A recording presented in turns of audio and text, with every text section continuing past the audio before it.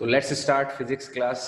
Last class में हमने physics में जो पढ़ा था उसको एक बार मैं रिकैप करा देता हूँ, उसके बाद में अपन आज नया पढ़ेंगे। लास्ट लेक्चर में हमने पढ़ा था कि भाई जो इक्विलिब्रियम होता है, इक्विलिब्रियम कब अचीव होता है? जब कोई ऑब्जेक्ट पे लगने वाला जो नेट फोर्स है वो जीरो हो। तो उस कंडीशन में उसके ऊपर इक्विलिब्रियम स्टैब्लिश होता है, इक्विलिब्रियम आता है। लेकिन इक्विलिब्रियम जो है उसके तीन टाइप होते हैं।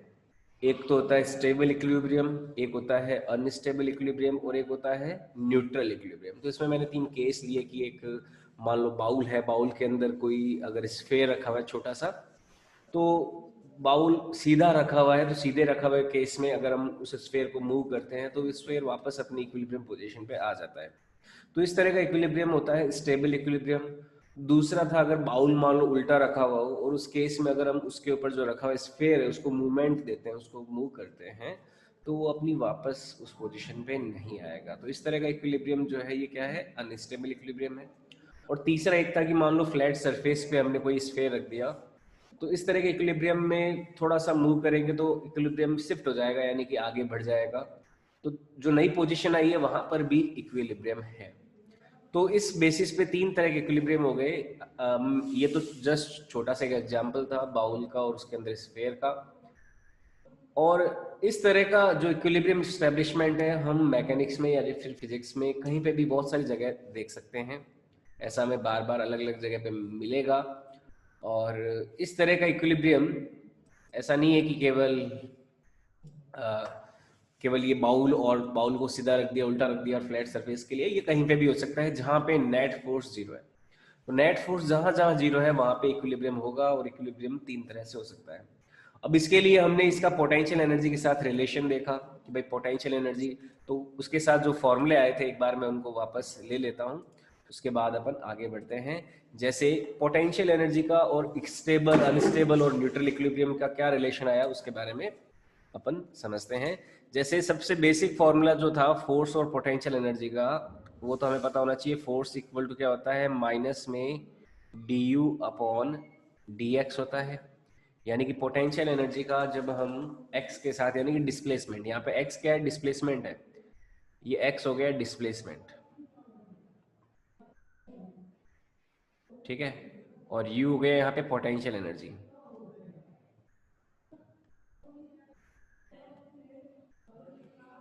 ठीक है, तो ये एक बेसिक फॉर्मूला है पोटेंशियल एनर्जी और फोर्स में रिलेशन का, कि जब पोटेंशियल एनर्जी का आप डिस्प्लेसमेंट के साथ डिफरेंशिएशन करते हो तो उसका जो नेगेटिव होता है वो किसके बराबर होता है? फोर्स के बराबर होता है। आई बात समझ में? अब देखो आगे, अगर मान लो फोर्स जीरो हो, तो फोर्स जीरो हो तो क्या होता है? इक्विलिब्रियम होता है। अगर किसी बॉडी पे, किसी वस्तु पे, कोई भी ऑब्जेक्ट है उस पे नेट फोर्स अगर जीरो हो तो हम क्या बोलेंगे? ये इक्विलिब्रियम में मौजूद है, उसका इक्विलिब्रियम अचीव हो गया है। अब ये इक्विलिब्रियम जो था वो तीन तरह का था। एक तो था स्टेबल, स्थाई, एक था अनस्टेबल, अस्थाई, और एक था तीसरा न्यूट्रल। तो तीन तरह के इक्विलिब्रियम पाए जाते हैं। तीनों में देखो फोर्स तो जीरो होगा ही होगा। फोर्स जीरो होगा यानी कि मतलब इससे इसके क्या मतलब पता चला हमें कि जो माइनस में D u upon d x है वो क्या होना चाहिए? जीरो होना चाहिए। या फिर D u upon d x zero होना चाहिए। एक तो बात हमें ये समझ में आती है। और इस बात से हमें क्या पता चलता है कि जो पोटेंशियल एनर्जी और एक्स डिस्टेंस का, डिस्प्लेसमेंट का ग्राफ होगा, मान लो मैं पोटेंशियल एनर्जी और डिस्प्लेसमेंट का ग्राफ प्लॉट करता हूँ, तो उस केस में यहाँ पे जैसे मान लो ये ग्राफ अगर प्लॉट करते हैं तो ग्राफ कुछ ऐसा आया, मान लो इस तरह से आया, ऐसे। तो ये y एक्सिस पे तो मान लीजिए कोई पोटेंशियल एनर्जी है और x एक्सिस पे मान लीजिए कोई डिस्प्लेसमेंट है। तो du अपॉन डी एक्स, यानी कि ये क्या हो गया? du upon d x zero हो गया ना। du अपॉन डी एक्स को क्या ले रहे हैं? जीरो ले रहे हैं। तो du अपॉन डी एक्स को तो क्या है? स्लोप है, slope of ux graph. du upon d x तो क्या है? जो ux ग्राफ है, यानी u पोटेंशियल एनर्जी और डिस्प्लेसमेंट के बीच का जो ग्राफ है उसका स्लोप है। यानी कि उसका स्लोप देखो यहाँ पे जीरो कब होता है, स्लोप जीरो होने का मतलब क्या है, स्लोप जब हॉरिजॉन्टल हो। जैसे यहाँ पे मैं इस पॉइंट पे बात करूँ, इस पॉइंट पे अगर मैं टेंजेंट ड्रॉ करूँ यानी कि कोई स्पर्श करती हुई रेखा बनाऊं, तो एक ये लाइन हो जाएगी और एक ये जो मिनिमा वाला पॉइंट होगा यहाँ पे, इन दोनों पॉइंट्स पे क्या होगा, स्लोप जीरो होगा। तो यहाँ पे भी स्लोप जीरो है और यहाँ पे भी स्लोप जीरो है। तो इसका मतलब क्या हो गया, यूएक्स ग्राफ के जो मैक्सिमा मिनिमा के पॉइंट होंगे, मैक्सिमा और मिनिमा के पॉइंट क्या होंगे, हमें इक्विलिब्रियम की पोजीशन देंगे। तो on UX graph points of maxima and minima gives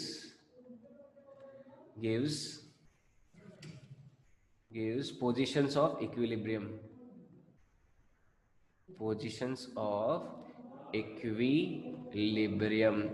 तो यूएक्स ग्राफ, यूएक्स आलेख के अधिकतम और न्यूनतम बिंदु क्या देंगे, हमें साम्य अवस्था देंगे। तो इस पॉइंट पे जैसे मान लो ये पॉइंट जो होगा, इस पॉइंट के कॉरस्पॉन्डिंग कोऑर्डिनेट हो गया मान लो x1, और इस पॉइंट के कॉरस्पॉन्डिंग मान लो कोऑर्डिनेट हो गया कोई x2।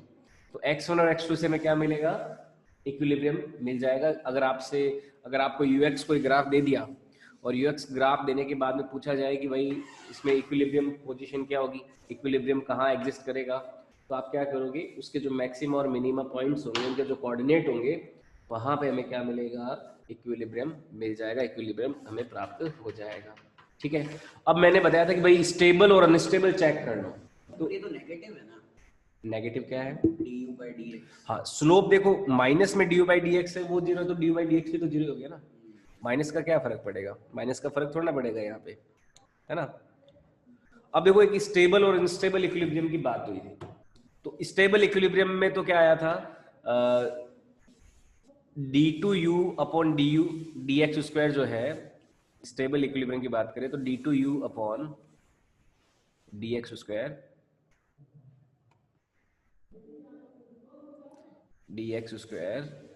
ये पॉजिटिव होना चाहिए स्टेबल इक्विलिब्रियम के लिए, और अनस्टेबल इक्विलिब्रियम के लिए d2u अपॉन dx स्क्वायर ये नेगेटिव होना चाहिए, और न्यूट्रल के लिए d2u अपॉन dx स्क्वायर ये जीरो होना चाहिए। मैंने देखो इसका पूरा एक्सप्लेनेशन भी दिया था, क्यों, क्योंकि यहाँ पे देखो स्लोप पहले पॉजिटिव है, उसके बाद में नेगेटिव है, यानी कि स्लोप पॉजिटिव से नेगेटिव हो रहा है, यानी कि स्लोप डिक्रीज हो रहा है।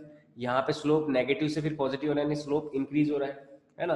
तो स्लोप यानी कि डबल डिफरेंशिएशन जो है d of du upon dx stable वाले पे तो बढ़ता है, यानी कि ये तो क्या देगा हमें, स्टेबल देगा ना, ये तो क्या हो जाएगा स्टेबल, जो मिनिमा वाला पॉइंट है वो तो स्टेबल इक्विलिब्रियम देता है, और ये क्या देगा, अनस्टेबल। ठीक है, तो जो मैक्सिमा है ये वाला मैक्सिमा वाला पॉइंट हो गया, इस पॉइंट पे d2u अपॉन dx स्क्वायर क्या है, अनस्टेबल वाला देगा, ये तो हो गया पॉइंट ऑफ मैक्सिमा। ठीक है, ये मैक्सिमा वाला है और ये हो जाएगा मिनिमा वाला। तो अगर आपको कोई u और x का ग्राफ दे रखा हो, तो उस ux और ग्राफ में से आप पहले तो du अपॉन dx करोगे, उससे आपको मिल जाएगा पॉइंट ऑफ इक्विलिब्रियम, और उसके बाद में जो नेक्स्ट आपका काम होगा, वो क्या होगा, आपको क्या चेक करना है कि मैक्सिमा वाला पॉइंट कौन सा है और मिनिमा वाला पॉइंट कौन सा है ना। तो मैक्सिमा वाला पॉइंट तो क्या होगा, आपको डबल डिफरेंशिएशन करना पड़ेगा, यानी कि du अपॉन dx का एक बार और डिफरेंशिएशन करना पड़ेगा, और उसमें अगर वो x की वैल्यू से पुट करते हो और वो अगर नेगेटिव आती है तो वो तो है मैक्सिमा वाला पॉइंट, यानी कि वो है अनस्टेबल इक्विलिब्रियम।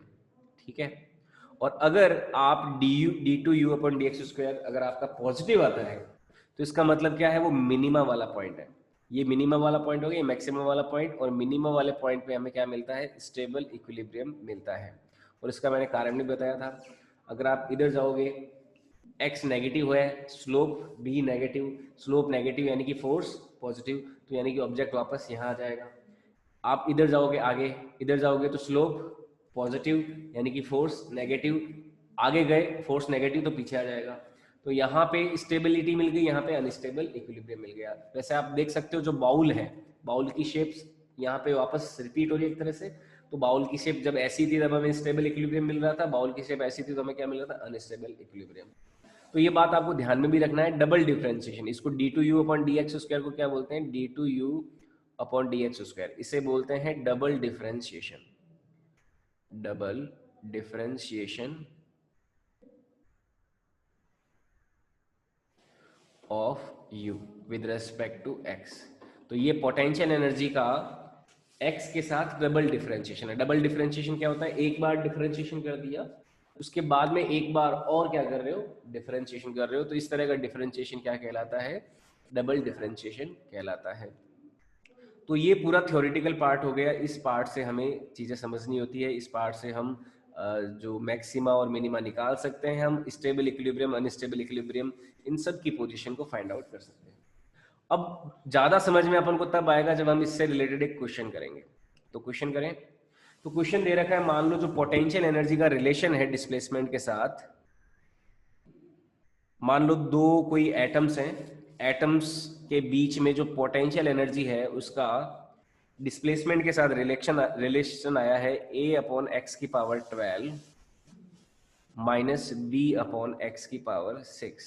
ये क्या है, relation between potential energy and distance between two atom. यहाँ पे x क्या है, डिस्टेंस बिटवीन टू एटम्स है, u है देखो यहाँ पे potential energy between two atoms, potential energy between two atoms. जब देखो दो एटम्स एक दूसरे के पास में है तो उनके बीच में कोई पोटेंशियल एनर्जी होगी। तो ये क्या है, पोटेंशियल एनर्जी का फंक्शन है दो एटम्स के बीच का। और x यहां पे है distance between atoms, distance between atoms. और a और b कोई कांस्टेंट है, a and b are constant, कोई भी जनरल नियतांक है, कांस्टेंट है, यानी कि कोई भी वैल्यू हो सकती है इनकी, 10, 20, 15, 50 कुछ भी हो सकती है। तो सवाल ये है कि find out position of equilibrium, find out distance between the atoms, find out distance between the atoms when there will be equilibrium between atoms। तो परमाणुओं के मध्य वह दूरी ज्ञात करो जब उनके मध्य साम्य अवस्था है, और उसमें भी कौन सी, स्टेबल इक्विलिब्रियम। क्या है ये, स्टेबल इक्विलिब्रियम। तो परमाणुओं के मध्य वह दूरी ज्ञात करो जिस पर साम्य, एक स्थायी साम्य अवस्था प्राप्त होती है। जैसे दो एटम्स हैं, दो एटम्स के बीच में कोई अट्रैक्शन फोर्स होगा। अब स्टेबल इक्विलिब्रियम का मतलब क्या है, अगर उनको दूर ले जाएं तो भी पास में आ जाए और पास ले जाए तो दूर चले जाए, है ना। यानी कि इस पोजीशन पे उनके बीच में एक स्टेबल इक्विलिब्रियम आ गया है। अब दूर ले जाएंगे तो भी उस पोजीशन में आ जाएंगे, पास अगर उनको लेके जाएंगे तब भी उस पोजीशन में आ जाएंगे। देखो दो एटम्स जो होते हैं, दो एटम्स के बीच में अट्रैक्शन फोर्स भी होते हैं और रिपल्शन फोर्स भी होते हैं। अट्रैक्शन फोर्स तो क्या हो गया, इलेक्ट्रॉन का प्रोटॉन के साथ, एक इलेक्ट्रॉन, एक एटम के इलेक्ट्रॉन का दूसरे एटम के न्यूक्लियस, यानी कि उस न्यूक्लियस के अंदर जो प्रोटॉन है उसके साथ अट्रैक्शन फोर्स। इस एटम के इलेक्ट्रॉन का दूसरे एटम के न्यूक्लियस के प्रोटॉन के साथ अट्रैक्शन फोर्स। तो दो एटम के बीच में अट्रैक्शन फोर्स भी है और दो एटम के बीच में रिपल्शन फोर्स भी है, यानी कि जो एक दूसरे को रिपेल करने वाला है, प्रतिकर्षित करने वाला है, वह भी बल है। कैसे, इस एटम के प्रोटॉन और दूसरे एटम के भी प्रोटॉन, इनके बीच में प्रोटॉन प्रोटॉन रिपल्शन फोर्स। इस एटम के इलेक्ट्रॉन और दूसरे एटम के भी electron electron electron repulsion force. तो प्रोटॉन प्रोटॉन और इलेक्ट्रॉन इलेक्ट्रॉन रिपल्शन फोर्स यहाँ पे काम करता है। आई बात समझ में। तो कहने का क्या मतलब है कि रिपल्शन फोर्स भी और अट्रैक्शन फोर्स भी है। तो एक सर्टेन डिस्टेंस ऐसी होती है जिसमें रिपल्शन फोर्स और अट्रैक्शन फोर्स क्या हो जाएंगे, बराबर हो जाते हैं। बराबर हो जाते हैं तो एटम में एक इक्विलिब्रियम आ जाता है, यानी कि दो एटम एक दूसरे के पास में ही रह जाते हैं, और इसी को अपन क्या नाम देते हैं, बॉन्ड नाम देते हैं। केमिकल बॉन्डिंग चैप्टर में पढ़ा होगा। केमिकल बॉन्ड क्या होता है, एक इक्विलिब्रियम स्टेट होती है दो एटम्स के बीच की। तो यहाँ पे स्टेबल इक्विलिब्रियम जब हमें मिल जाएगा, यहाँ पे जो पोटेंशियल एनर्जी यू है और जो डिस्टेंस है हमारा दो एटम्स के बीच का, उनके बीच का जो फंक्शन दे रखा है, तो इस फंक्शन से हम क्या कर सकते हैं, हम बॉन्ड लेंथ निकाल सकते हैं या फिर इक्विलिब्रियम डिस्टेंस निकाल सकते हैं दो एटम के बीच की, जिस स्टेट पे या फिर जिस पोजीशन पे दो एटम के बीच में लगने वाला जो नेट फोर्स है वो जीरो हो या फिर इक्विलिब्रियम हो। तो वही अभी हमने जैसा पढ़ा था, इक्विलिब्रियम निकालने के लिए क्या किया जाएगा, देखो सॉल्यूशन समझिए इस क्वेश्चन का। हमें क्या निकालना है, हमें निकालना है इक्विलिब्रियम। और हमें पता है भाई इक्विलिब्रियम पे तो नेट फोर्स क्या होता है, जीरो होता है या नहीं होता। अब नेट फोर्स जीरो करने के लिए नेट फोर्स का हमारा पोटेंशियल एनर्जी के साथ रिलेशन क्या है, माइनस में D u upon d x क्या होना चाहिए, जीरो होना चाहिए, नहीं होना चाहिए। तो पहले तो हम D u upon d x निकालते हैं। ये जो फंक्शन आ रखा है ना, ये जो फंक्शन आ रखा है, इस फंक्शन का हम क्या करते हैं, डिफरेंशिएशन करते हैं एक बार एक्स के साथ करें। तो पहले तो देखो इस फंक्शन को मैं ऐसे लिख सकता हूँ, u is equal to a into x की पावर माइनस में 12 लिख सकता हूँ। x ऊपर आएगा तो x की पावर माइनस 12 हो जाएगी, minus into b into x की पावर माइनस 6 लिख सकता हूँ, क्योंकि x ऊपर आएगा फिर माइनस 6 हो जाएगा पावर। अब देखो D u upon d x निकालते हैं, D u upon d x निकालते हैं।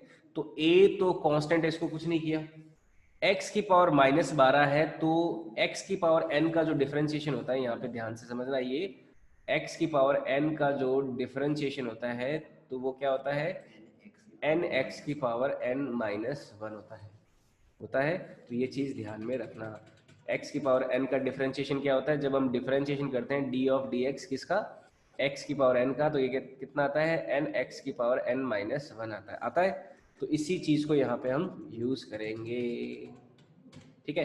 तो देखो -12 है तो -12 तो आगे आ जाएगा, -12 आगे आ जाएगा, और x की पावर -12 में से -1 और गया तो कितना बचा, माइनस में 13 हो जाएगा। Minus into b into x की पावर -6 में आगे आ जाएगा, और x की पावर -6 में से एक चला जाएगा तो माइनस में 7 हो जाएगा। तो ये डिफरेंशिएशन हो जाएगा। और देखो आगे करते हैं डिफरेंशिएशन। तो यहां से du अपॉन dx की जो वैल्यू आ रही है, देखो मोटे मोटे तौर पर ये क्या आ रही है, माइनस में 12a अपॉन 13 बोल सकता हूँ, x की पावर 13 नीचे ले आऊं वापस, ये आ जाएगा माइनस में 12a अपॉन एक्स की पावर 13 नीचे ले आया प्लस में, ये माइनस माइनस क्या हो गया, प्लस हो गया, ये हो जाएगा माइनस माइनस प्लस, यानी कि 6b 6 टाइम b हो जाएगा डिवाइडेड बाय x की पावर 7 है माइनस का, नीचे आएगा तो x की पावर 7 प्लस का हो जाएगा, है ना। हमें क्या करना है, माइनस में D u upon d x zero करना है, माइनस में D u upon d x zero करना है, या फिर D u upon d x को ही क्या करना है, हमें जीरो करना है। तो इसकी वैल्यू को जीरो करते हैं, करें जीरो करते हैं। देखो 12a अपॉन एक्स की पावर 13 इधर आ जाएगा, तो ये आ जाएगा 6b अपॉन एक्स की power 7 is equal to 12a upon x की पावर 13, आएगा नहीं आएगा। अब x की पावर 7 को कट करेंगे इससे, तो ये कितना बच जाएगा, x की पावर 6 बचेगा, 6 बचेगा पक्का, तो ये x की पावर 6 बच गया। 6 को 12 से कट करेंगे कितना बच जाएगा, 2 बच जाएगा। तो x की पावर 6 इज इक्वल टू कितना आ जाएगा, 2a अपॉन b आएगा या नहीं आएगा, आएगा ना। तो इससे देखो x की वैल्यू क्या आई, x की वैल्यू कितनी आ गई, 2a अपॉन b का पावर, 2a अपॉन b का पावर। अब देखो इधर प्लस का ऊपर 6 है, इधर आएगा तो 1/6 नहीं हो जाएगा, इसको बोलेंगे 1/6। 2a अपॉन b की पावर क्या आ गई, 1/6 आ गई। और यही हमारा आंसर हो जाएगा। जो हमें पोजीशन चाहिए थी ना, कि किस पोजीशन पे बॉन्ड लेंथ मिल रही है या फिर इक्विलिब्रियम मिल रहा है, तो यही हमारा आंसर हो जाएगा। इस पोजीशन पे हमें क्या मिलेगा, फोर्स हमारा जीरो हो जाएगा, फोर्स जीरो हो जाएगा, तो यही पॉइंट क्या हो गया, पॉइंट ऑफ इक्विलिब्रियम हो गया। तो ये आंसर आ गया।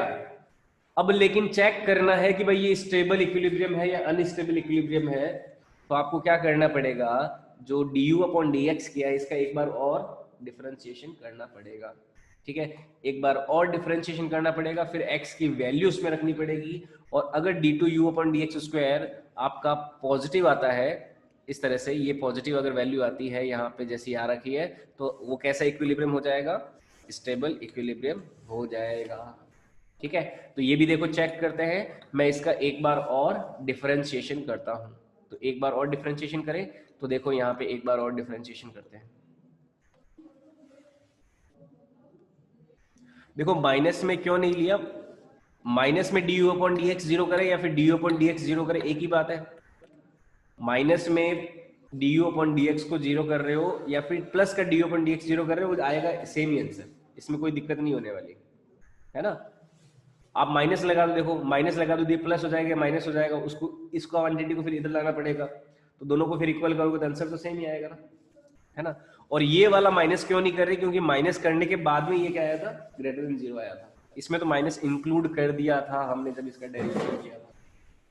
तो देखो अब इसका एक बार और डिफरेंशिएशन करता हूं।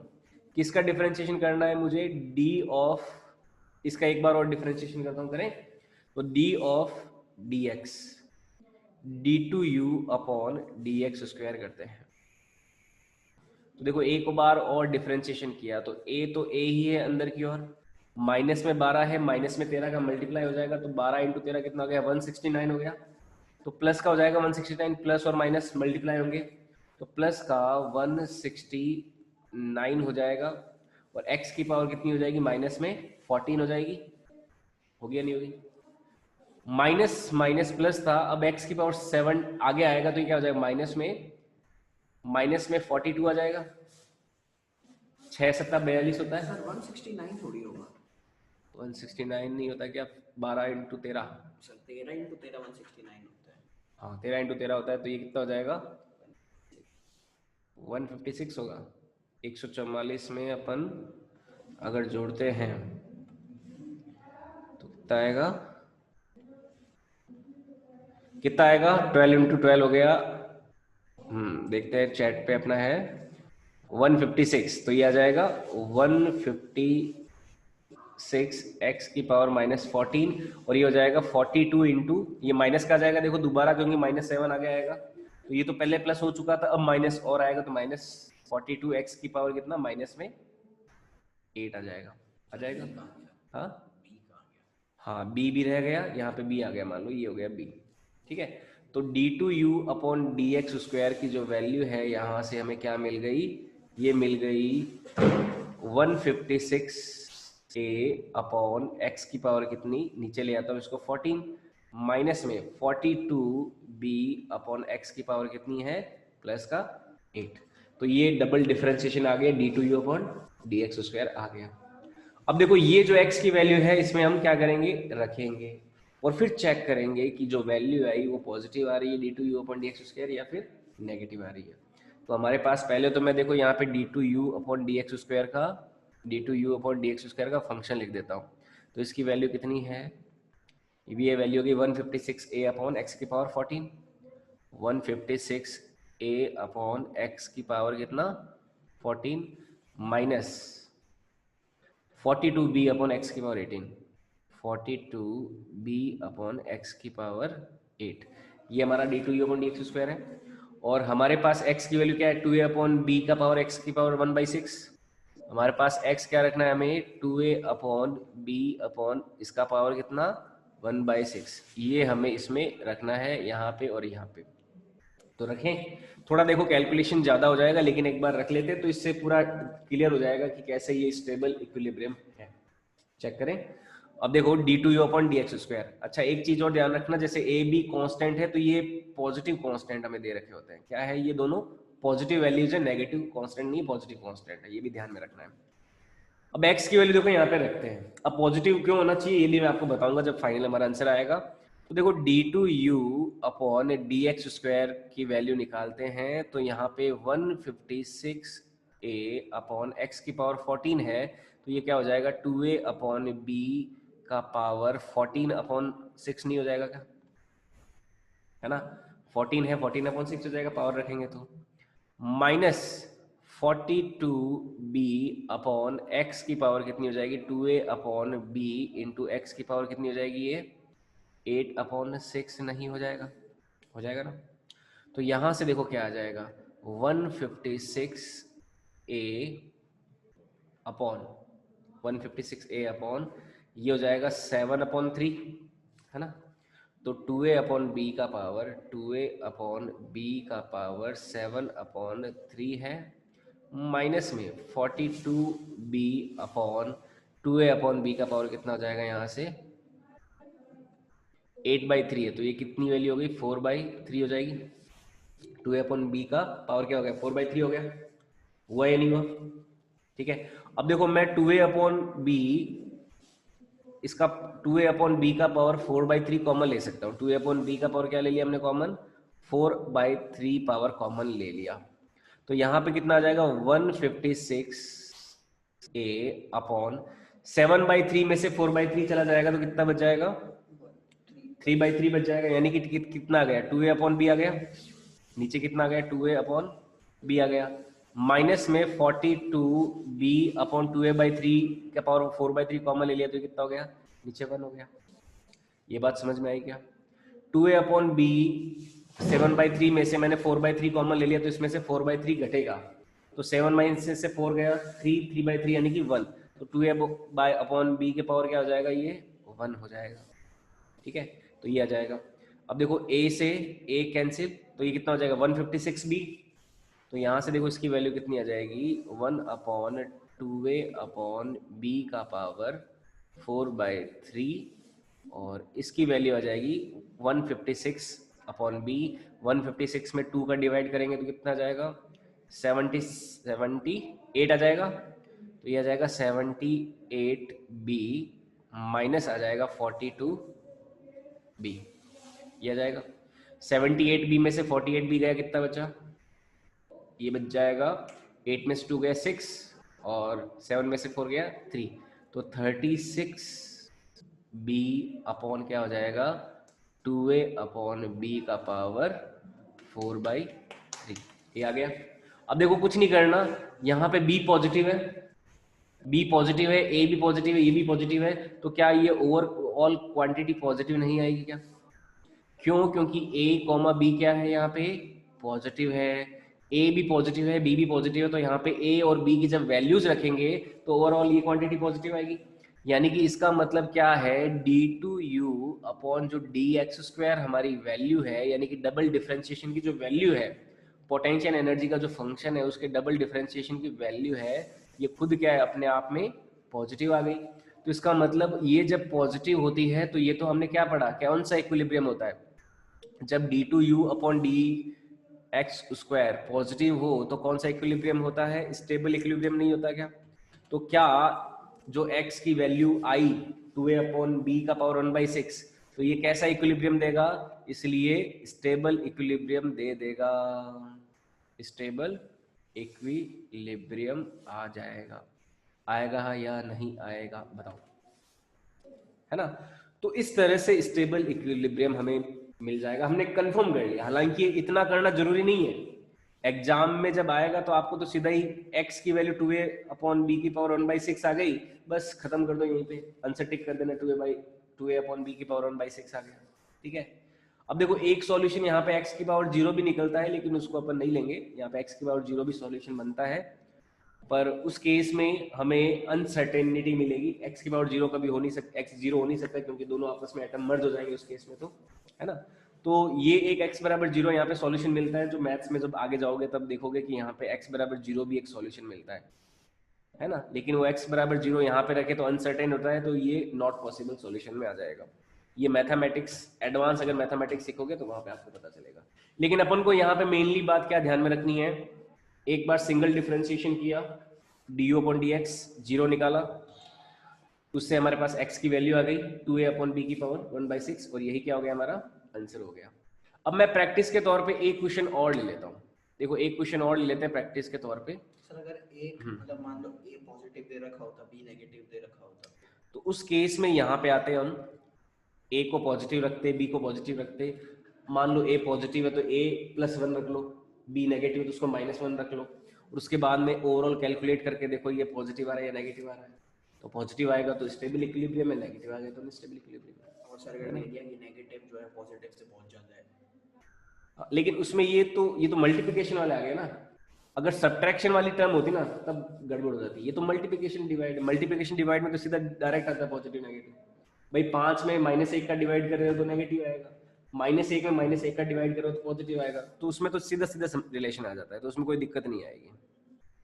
आई बात समझ? चलो एक क्वेश्चन और ले लेते हैं। बताओ, किसी को कोई डाउट हो तो पूछ सकते हो। मैं एक ऐसा सेम क्वेश्चन ले लेता हूँ, इसका आंसर आपको निकालिए, आप ट्राई कीजिए पहले। मान लो जो पोटेंशियल एनर्जी का फंक्शन दे रखा है यू, ये दे रखा है a x square minus b x. क्या दे रखा है? A x square minus b x दे रखा है। तो पता लगाओ, ए और बी वैसे दे रखे हैं, ये है पॉजिटिव कांस्टेंट, ये है पॉजिटिव कांस्टेंट ए और बी। तो आपको क्या पता लगाना है कि इक्विलिब्रियम पोजीशन पता लगाओ, और ये चेक करो कि वो स्टेबल है, अनस्टेबल है, या फिर न्यूट्रल है, कैसी इक्विलिब्रियम पोजीशन है। ठीक है, तो find out equilibrium position, find out equilibrium position. ठीक है, और चेक करो कि वो स्टेबल है, अनस्टेबल है, कैसी है, इसके बारे में भी हमें चेक करना है। ठीक है, तो ये सवाल सॉल्व करोगे, पहले खुद ट्राई करो, इक्विलिब्रियम पोजीशन क्या आएगी बताओ, डिफरेंशिएशन करो एक टाइम करके बताओ। A x square minus b x, तो बताओ ये इसमें क्या आएगा इक्विलिब्रियम पोजीशन सबसे पहले।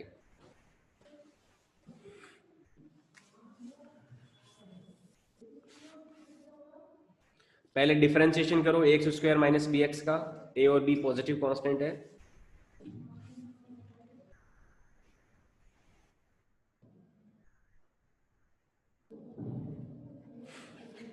और इसको जीरो करो डिफरेंशिएशन करके। हमें अगर इक्विलिब्रियम पोजीशन फाइंड आउट करनी है तो पहला स्टेप क्या है, जो पोटेंशियल एनर्जी उसका, हाँ बी बाई टू आ जाएगा, उसका डिफरेंशिएशन करना है। तो D u upon d x किया, तो ए तो कांस्टेंट है, कुछ नहीं करेंगे उसका, और बी जो है एक्स स्क्वायर जो है उसका डिफरेंशिएशन कितना हो जाएगा, two x minus b x, b x का डिफरेंशिएशन क्या आ जाएगा, केवल बी आ जाएगा, एक्स की पावर वन। डबल डिफरेंशिएशन करेंगे तब तो x गायब ही हो जाएगा। हाँ, फिर क्या करेंगे? लेकिन वो डबल डिफरेंशिएशन क्या है, पॉजिटिव आएगा ना, टू आएगा, तो वो पॉजिटिव ही तो है, पॉजिटिव है मतलब जो सॉल्यूशन आया है आपका D upon d x zero के लिए, वो किसका है, स्टेबल इक्विलिब्रियम का ही है। वो फिर सर x तो लेकिन आ ही नहीं रहा। एक्स नहीं आ रही जरूरी नहीं है, लेकिन डबल डिफरेंशिएशन पॉजिटिव है, ये बात समझ में आ गई ना। इसका मतलब इसमें एक ही इक्विलिब्रियम पॉसिबल है, और वो क्या होगा, बी बाई टू ए वाला आएगा, और वो क्या होगा हमेशा सर अगर स्टेबल। मान लो कि a के लिए पहले कोई क्वाड्रेटिक बने और उसका एक रूट पॉजिटिव हाँ, है, उस केस में एक स्टेबल होगा और एक अनस्टेबल वाला होगा। अगर क्वाड्रेटिक वाला आएगा ना, तो क्वाड्रेटिक में एक मैक्सिमा और मिनिमा होता है, पढ़ा होगा, तो एक पॉजिटिव वाला होएगा, एक नेगेटिव वाला होएगा, तो एक जो है वो तो देगा, मैक्सिमम वाला देगा स्टेबल इक्विलिब्रियम, और मिनिमम वाला देगा अनस्टेबल इक्विलिब्रियम। तो देखो इसमें इसको जीरो करते हैं, तो जीरो करते हैं तो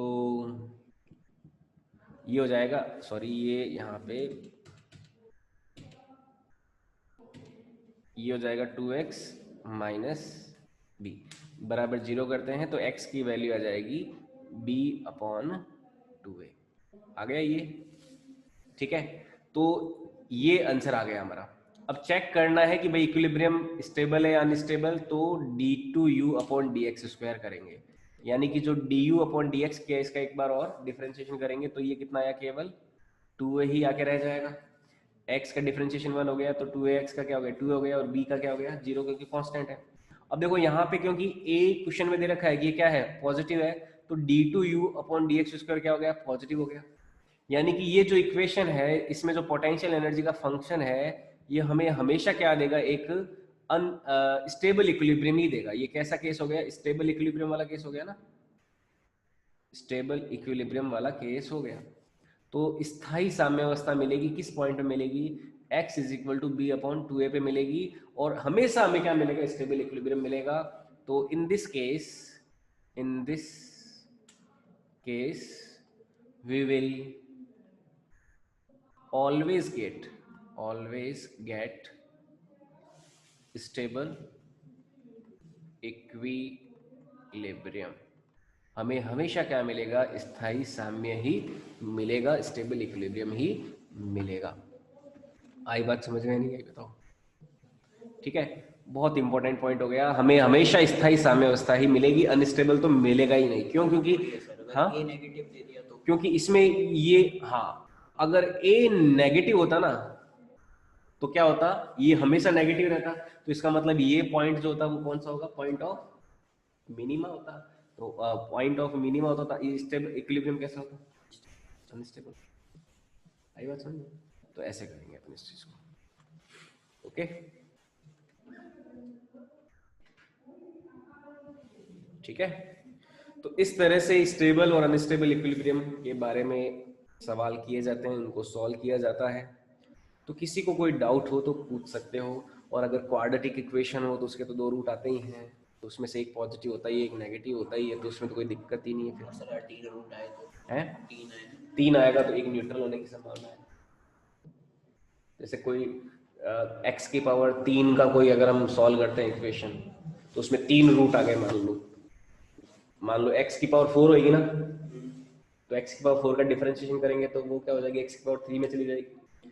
एक्स की पावर 3 को जब जीरो करोगे, है ना, तो ये पॉलिनोमियल इक्वेशंस होती है, एक्स की पावर 3 को आप जीरो करोगे तो आपके पास एक्स की 3 ऐसी वैल्यूज होगी जिसके लिए वो इक्वेशन जीरो देगी। तो उन 3 वैल्यूज में क्या होगा, एक तो उसका जब डबल डिफरेंशिएशन करोगे, एक तो पॉजिटिव होगा, एक मैक्सिमा होगा, एक मिनिमा होगा, एक होगा पॉइंट ऑफ इन्फ्लेशन। ठीक है, पॉइंट ऑफ इन्फ्लेक्शन पे क्या होता है कि ना तो मैक्सिमा होता है ना मिनिमा होता है, स्लोप जो होता है वो कांस्टेंट रहता है। तो उस केस में क्या होगा, जो आपको न्यूट्रल इक्विलिब्रियम मिल जाएगा। तो एक तो स्टेबिलिटी वाला होगा, एक अनस्टेबिलिटी वाला होगा, और एक न्यूट्रल इक्विलिब्रियम वाला होगा। ठीक है, पर इतना डिटेल में नहीं जाते, लेकिन मैथ्स में इसमें बहुत डिटेल में जाया जाता है। मैथ्स में जब आप पढ़ते हो मैक्सिमा, मिनिमा, न्यूट्रल, ये सारे वहाँ पे भी आते हैं दोबारा। जब डिफरेंशिएशन पढ़ते हो, डबल डिफरेंशिएशन पढ़ते हो, या फिर क्वाड्रेटिक इक्वेशन पढ़ते हो, तो वहाँ पे भी ये चीज़ें थोड़ी थोड़ी आती है। तो ये चीज़ें हमें ध्यान में रखनी है। तो अभी आज के लिए इतना ही रखते हैं, और यहाँ से आगे अपन नेक्स्ट क्लास में लेंगे। अभी